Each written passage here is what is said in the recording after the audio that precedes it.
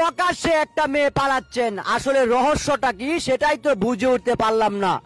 হঠাৎ করে কেন সে এই ডামের ভিতরে ঢুকছেন মেয়ে মানুষ, আসলে পেছনে কয়েকজন, আসলে কেন তাকে তাড়া করলো সেই বিষয়টা কেউই বুঝতে পারলো না।